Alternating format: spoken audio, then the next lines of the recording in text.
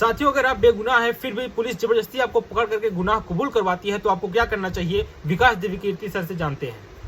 बहुत इंटरेस्टिंग बात है। पुलिस ने आपसे क्या कहलवा लिया उसकी कोई वैल्यू नहीं है, जीरो वैल्यू है।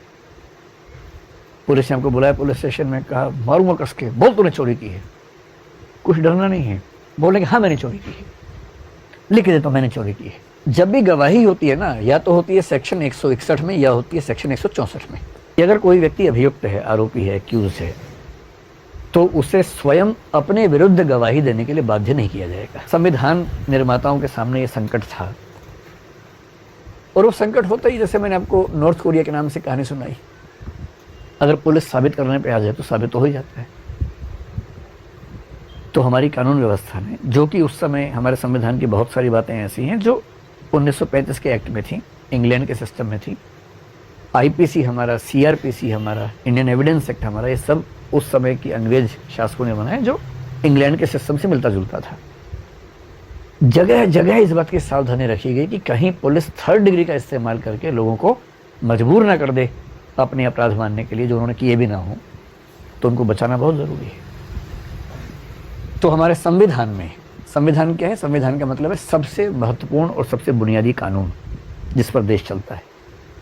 बाकी भी कानून है, पर बाकी कानून उसके नीचे है, उसके अनुसार चलते हैं, लेकिन सबसे महत्वपूर्ण जो कानून होता है उसको बोलते हैं संविधान या कॉन्स्टिट्यूशन।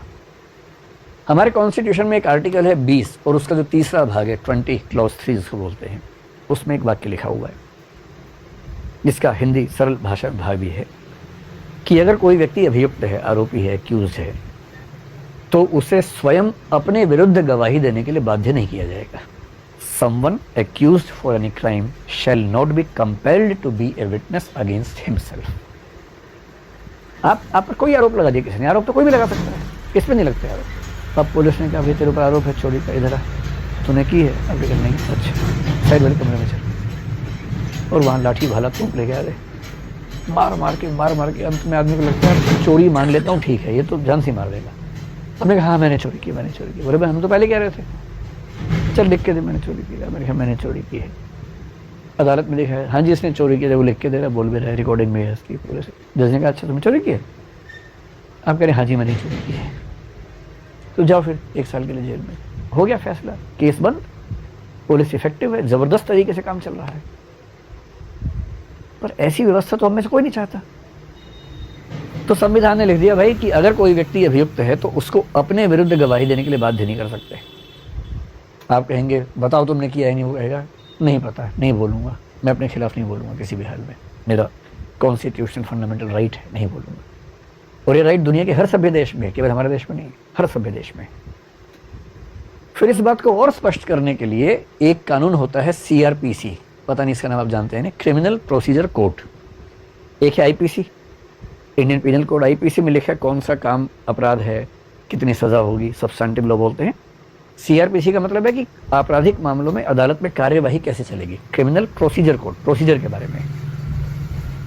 जब भी गवाही होती है ना, या तो होती है सेक्शन 161 में या होती है सेक्शन 164 में। जब पुलिस गवाही लेती है तो 161 में लेती है, और जज जो गवाही लेता है वो 164 में होता है, जिसको मजिस्ट्रेट बोलते हैं, या एडिशनल मजिस्ट्रेट होगा। बहुत इंटरेस्टिंग बात है। पुलिस ने आपसे क्या कहलवा लिया उसकी कोई वैल्यू नहीं है, जीरो वैल्यू है। पुलिस ने आपको बुलाया पुलिस स्टेशन में, कहा मारूंगा कस के, बोल तूने चोरी की है। कुछ डरना नहीं है, बोलेंगे हाँ मैंने चोरी की है, लिख दे तो मैंने चोरी की है। उसकी कोई वैल्यू नहीं है, 1% वैल्यू उसकी नहीं। गवाही की वैल्यू केवल तब है जब वो सेक्शन 164 के तहत हुई हो, और 164 के तहत गवाही जो होती है वो मजिस्ट्रेट के सामने होती है, और मजिस्ट्रेट यानी कि जज, जो क्रिमिनल मामले में जज होता है उसको मजिस्ट्रेट बोलते हैं। और वो आपको सबसे पहले बोलेगा कि देखिए कन्फेशन करने की ज़रूरत नहीं है जब तक आपका मन न करे। कन्फेशन का मतलब आपने इकबालिया बयान कि हाँ मैंने जुर्म किया है। वो साफ साफ बोलेगा कि कानून व्यवस्था के तहत आप कन्फेशन करने के लिए मजबूर नहीं है, ये आपकी चॉइस का मामला है। हाँ मेरे सामने आप कन्फेशन करेंगे तो ये एक सबूत बन जाएगा आपके खिलाफ, आप नहीं करेंगे तो आपकी चॉइस है, हम बाध्य नहीं कर सकते आपको। और फिर वो गवाही लेगा, पूरी गवाही नोट करेगा। नोट करने के बाद उस व्यक्ति को पढ़ के सुनाएगा कि भाई ये नोट किया है, सुन लो, ठीक है? वो कहेगा हाँ ठीक है, तब साइन करेगा वो व्यक्ति खुद भी, और जज भी साइन करेगा उस पर। और मजिस्ट्रेट साइन करने से पहले एक पैराग्राफ लिखना होता है कि सारे नियम समझा दिए गए थे और मुझे पूरा विश्वास है कि इस व्यक्ति ने दबाव में आकर यह बयान नहीं दिया है, ये भी लिखना पड़ता है, तब होती है गवाही सेक्शन 164 में सही। और इसी कानून के सेक्शन 281 में ठीक से बताया गया कि गवाही की नोटिंग की प्रक्रिया क्या होगी, तो इन दोनों को मिला के काम किया जाता है। 161 में क्या है कि पुलिस इन्वेस्टिगेशन कर रही है। अब जो आईओ है, आईओ क्या होता है? इन्वेस्टिगेटिंग ऑफिसर, इन्वेस्टिगेशन ऑफिसर, जो इन्वेस्टिगेट करता है उस मामले को, उसको अधिकार है कि वो किसी को बुला सकता है। तो 161(1) में कहा गया कि पुलिस का अधिकारी किसी भी ऐसे व्यक्ति को बुला सकता है, उसकी मतलब बातचीत कर सकता है, विटनेस ले सकता है, सभी को जानना जो चाहिए, उसके इसलिए हिसाब से वीडियो को उस सभी केस के को बारे में शेयर जानकारी रखता है। उसको अधिकार है पुलिस वाले